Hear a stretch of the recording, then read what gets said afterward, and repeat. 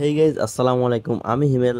আজকে আমি আপনাদেরকে পাবনা শহরের একটি অঞ্চল সম্পূর্ণ ডিটেলস দেখাতে চলেছি, আর এইভাবে ভিডিও করে আপনাদেরকে এখনো পর্যন্ত কেউ দেখায়নি, এটা আমার গ্যারান্টি। যাই হোক, এখন আমরা রয়েছি অনন্ত সিনেমা হলের ঠিক পেছন সাইডে, আর যেই রোড দিয়ে আমরা যাচ্ছি এই রোডটি হলো পাবনা অনন্ত টু টার্মিনাল রোড। একসময় এই অনন্ত সিনেমা হল অনেক নাম করা ছিল। এখান থেকে আর একটু যদি আগায় যায় তাহলে দেখতে পারতেছেন একটি তিন মাথার মোড়। এই অনন্তর গোল চক্করটা আর একটু পার হয়ে সামনের দিকে গেলে দেখা যাবে ইমাম গাজ্জালী স্কুল অ্যান্ড কলেজ। এটি পাবনা শহরের অন্যতম একটা বিখ্যাত স্কুল। আর তার একটু সামনে গেলেই দেখতে পারবেন অনন্তর এই পেট্রোল পাম্পটি। এই পাম্প থেকে তেল তুলে নেয় পাবনা শহরে এরকম লোক খুব কমই আছে। এখানে ইমাম গাজ্জালী স্কুলের পাশ দিয়ে আরো একটি রোড গেছে শহরের দিকে। এইবার চলেন আপনাদেরকে একটু সুজানগর রোডটা দেখাই। তবে একটা কথা বলে, পাবনা শহরের সব সুন্দরী মেয়েরাই ইমাম গাজ্জালী স্কুলেই পড়ে। এখন এই অনন্ত গোল চক্করে আমরা যেদিক থেকে আসলাম ওইটা শহর, হাতের বাম দিকে যদি যাই তাহলে টার্মিনাল, আর হাতের ডান দিকে গেলে আমরা এখন যাব সরাসরি সুজানগর রোডে। তো চলুন আপনাদেরকে পাবনা শহরের আরো কিছু জায়গা দেখানো যাক। এখানে অনেক জ্যাম, সো জ্যাম ট্যাম কাটায় সামনের দিকে একটু গেলেই আপনাদেরকে প্রথমে দেখাবো এটি হলো দ্বীপচর রোড। এই রোড দিয়ে আপনারা দ্বীপচর এবং রানা ইকো পার্কে যেতে পারবেন।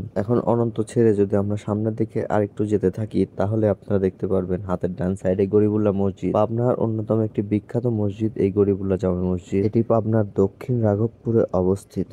এখান থেকে আর একটু আগায় গেলে হাতের ডান সাইডে মকসেদ নগর, তার থেকে একটু সামনের দিকে গেলে পাবনা সদর গোরস্থান। এটি হলো পাবনার সব থেকে ভাইরাল এবং সব থেকে বিখ্যাত একটি জায়গা। পাবনা এই সদর গোরস্থান শুধু পাবনার মানুষ না, পাবনার বাইরের অনেক মানুষও চিনে। গোরস্থানের সামনে বিশাল এক ঈদগাহ মাঠ, এখানে মানুষ ঈদের নামাজ আদায় করে, আর প্রতিদিন বিকালে এই মাঠে সবাই খেলাধুলা করে। ঈদগাহ মাঠের মাঝখানে আসলে রোডের অপোজিটে হাতের ডান সাইডে একটি রাস্তা দেখা যায়। এই রাস্তাটি হলো আরিফপুর পশ্চিম পাড়ার রোড। দেখতেই পারছেন সবাই মাঠে খেলাধুলা করছে। তার থেকে আরেকটু আগে আসলে দেখা যাবে করইতলা মোড়।